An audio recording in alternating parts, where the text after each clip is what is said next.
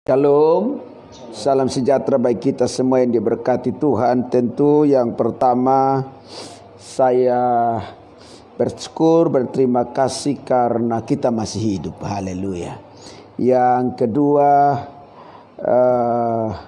kita juga tentu mengucapkan selamat bagi rekan-rekan sahabat dari Facebook yang saya punya dan yang terhubung dan terkonek dengan Facebook dari yang berdoa ini, kita ini, dan di mana teman-teman muslim telah berpuasa ya selama 30 hari ya, 1 bulan, dan hari ini terakhir, dan besok mereka akan merayakan Idul Fitri.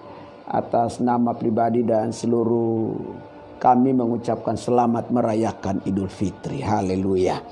Tuhan kiranya menolong kita dan menolong setiap jemaat Tuhan yang ada di rumah dan semua teman sahabat yang ikut menyaksikan. Mari kita buka Alkitab. Malam ini adalah berdoa dalam roh. Haleluya. Berdoalah dalam roh. Efesus pasal 6 ayatnya yang ke-18. Efesus pasal 6 ayatnya yang ke-18. Haleluya. Tadi siang saudaraku yang dikasihi Tuhan, saya agak sedikit mengalami trouble hati. Bukan hatinya di sini, trouble jantung saudaraku. Karena barangkali ada yang dimakan gak cocok, jadi over ya, terlalu berlebihan ya. Jadi akhirnya kemudian harus disuplai obat kolesterol, baru agak sedikit mending, itu pun masih linglung saudaraku, dan akhirnya saya harus istirahat untuk sedikit menenangkan keadaan dan masih bisa hidup. Haleluya. Kalau enggak maka yang hidup, yang menghibur, yang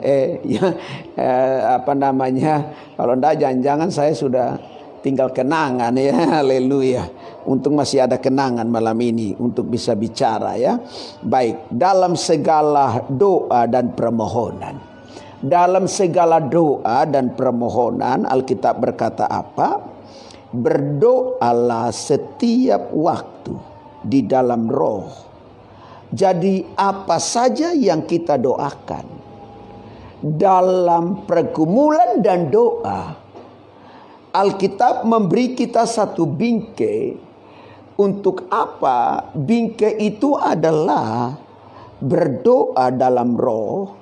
Dan bingkai yang kedua adalah berjaga-jaga di dalam doamu itu dengan permohonan yang tak putus-putusnya, tentu untuk kita dan untuk orang-orang yang kita kasihi dan mengasihi kita, dan semua orang kudus yang tersebar di seluruh dunia ini.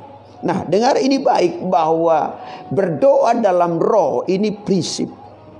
Soal kita berkata bahwa ketika engkau menyembah Tuhan di dalam roh dan kebenaran. Kenapa kemudian kita harus berdoa dalam roh? Sebab roh yang mengerti setiap pergumulan, roh yang mengerti bahasa yang kadang kita tidak mengerti bahasa itu. Roh itulah yang kemudian membawa keluhan-keluhan yang tak terucapkan itu. Yang tak terucapkan sebagai keluhan aja dibawa, apalagi yang terucapkan ya, kira-kira begitu. Roh itulah yang menjadi perantara antara kita dengan Bapa, sehingga memungkinkan setiap pergumulan dan doa kita terkonek dengan yang punya kehidupan kita. Sebab Alkitab berkata dengan jelas, jangan gelisah hatimu. Kalimat ini menegaskan kepada kita bahwa hari-hari hidup kita penuh dengan kegelisahan, penuh dengan kekhawatiran, penuh dengan rasa cemas yang berlebihan dan rasa khawatir. Aku pergi kepada Bapa. Memang ya tidak selamanya kita selalu bersama, ya kan? Jangankan kita sahabat, teman, suami dan istri aja tidak selamanya bersama.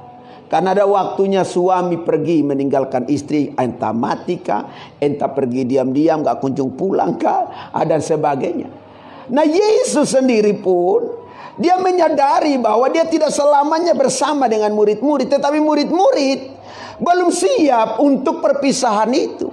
Dan mereka membuat dan ini membuat kegelisahan tersendiri. Karena murid-murid tentu mengharapkan kehadiran Yesus menjadi raja atas mereka. Tetapi bukan itu tujuan Yesus datang. Maka Yesus bilang, aku akan pergi kepada Bapa, tetapi aku mengirimkan kepadamu seorang pribadi yang lain, yang namanya Roh Kudus, Roh Penghibur, Roh Penolong.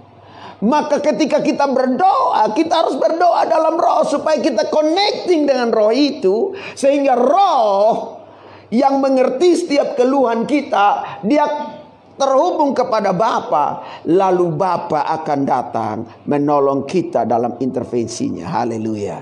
Dia tetap ada di sorga sana, tapi dia bilang, selesaikan itu. Selesaikan itu barang ya. Selesaikan dan kondisikan. Sebab ada hamba-hambanya yang sedang berdoa tiap malam di GBIWC Jemaat Gregoreo. Haleluya. Dengan tidak putus-putusnya. Haleluya. Setiap jam 7. Kurang-kurang lebih-lebih mereka mulai. Haleluya.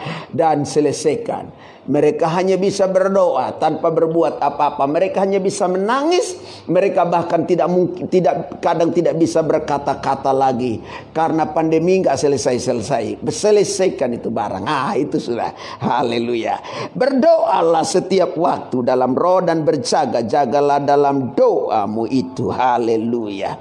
Saya ingin sampaikan beberapa hal prinsip. Yang pertama, kenapa kita harus berdoa dalam roh? Supaya pikiran kita tidak dipengaruhi dengan hal-hal fana yang sia-sia. Jujurkan, rumah kita bukan di dunia ini. Iya toh?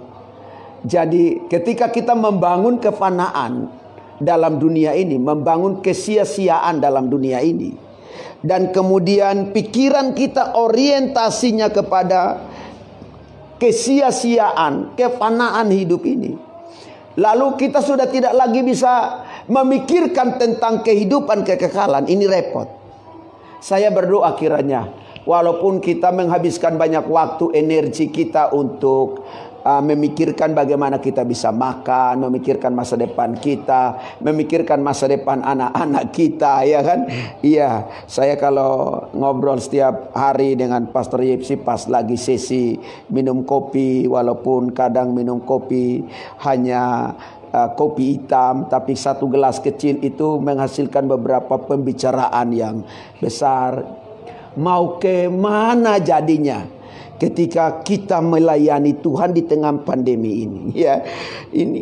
Tapi toh apa yang kita pikirkan itu sampai kepada akhirnya juga toh sia-sia. Iya, saya juga mikir-mikir ya, kalau barang sia-sia kenapa kemudian kita berkutat di situ ya. Tapi selama kita ada dalam dunia, kita harus praktekkan itu ya. Setuju, katakan amin. Kita butuh tempat yang permanen ya.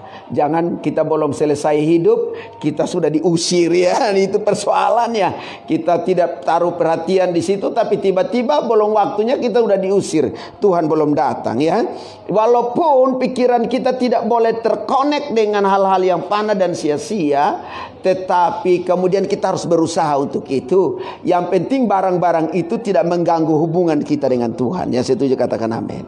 Sehingga pikiran kita jadi kacau hanya memikirkan pelayanan pekerjaan Tuhan. Sehingga pikiran kita jadi frustrasi hanya memikirkan urusan perut kita, memikirkan urusan masa depan anak-anak kita. Saya tidak mau frustrasi. Ya kan, walaupun anak-anak punya cita-cita seperti ini, dua-dua yang besar mau jadi dokter. Saya sudah mikir-mikir, jadi dokter kan ratusan juta, puyeng juga ya, dari mana duitnya. Tapi kalau mikir sekarang, dia masih paling besar masih SD, belum nanti kuliah, saya sudah mati duluan karena banyak mikir. Dia belum kuliah, saya mati duluan. Siapa lagi yang mau mikir? Papa baru nanti mikirnya. Astaga, saya belum siap jadi papa lama. Haleluya. Yang kedua, supaya iblis tidak punya kesempatan menjatuhkan kita dengan tipu daya, tipu muslihat, dan setiap daya tarik dunia. dunia penuh dengan daya tarik. Setan mau tipu-tipu kita. Kalau dia tipu-tipu dengan cara yang kejam-kejam, udah nggak zaman. Alkitab berkata bahwa dia kalau datang seperti singa yang mengaum-ngaum, beres itu urusan. Kita pasti bisa tangkal. Tapi kalau dia datang dengan malaikat terang, kita kerap kali jatuh di situ. Batu besar kita tidak mungkin jatuh, tapi kerikil bisa bikin kita jatuh. Nah, kerap kali ini daya tarik ini yang menjatuhkan kita. Saya sadar betul dalam hidup dan pelayanan ini, kerap kali singa yang mengaum-ngaum tidak menjatuhkan kita, tapi malaikat terang itu kuntilnya lanak itu justru menjatuhkan kita. Iblis punya kesempatan untuk itu. Ketika dia tidak bisa menjebak Yesus, dia menunggu kesempatan menjebak kita. Karena dia tahu setiap anak-anak Tuhan yang lahir, baik dari kandungan perempuan dan yang bukan dari kandungan perempuan, saja terjebak dengan jebakannya. Adam, Hawa yang tidak lahir dari kandungan perempuan terjebak, ya kan? Ya, apalagi yang lahir dari kandungan perempuan jauh lebih terjebak. Yang tidak terjebak hanyalah Tuhan, yang walaupun kemudian dia lahir dari kandungan perempuan, tetapi bukan karena kandungan itulah yang hanya dipakai sebagai sarana. Itu yang tidak terjebak. Jadi kita ini gampang terjebak. Ya, mari kita berdoa supaya kiranya kita bisa bertahan hidup. Dan yang terakhir adalah supaya kita dapat capai garis finish, garis akhir dengan tidak bercacat bercela. Kenapa kita perlu berdoa dalam roh dan berjaga-jaga dalam doa kita? Supaya kita bisa sampai garis finish. Banyak orang hari-hari ini belum paruh perjalanan, so capek. Dan sudah bilang, aku tak sanggup lagi menerima derita ini. Ya, udah gak sanggup, capek.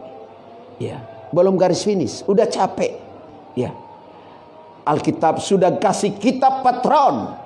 Akan datang waktunya yang terdahulu menjadi terkemudian, yang terkemudian menjadi terdahulu.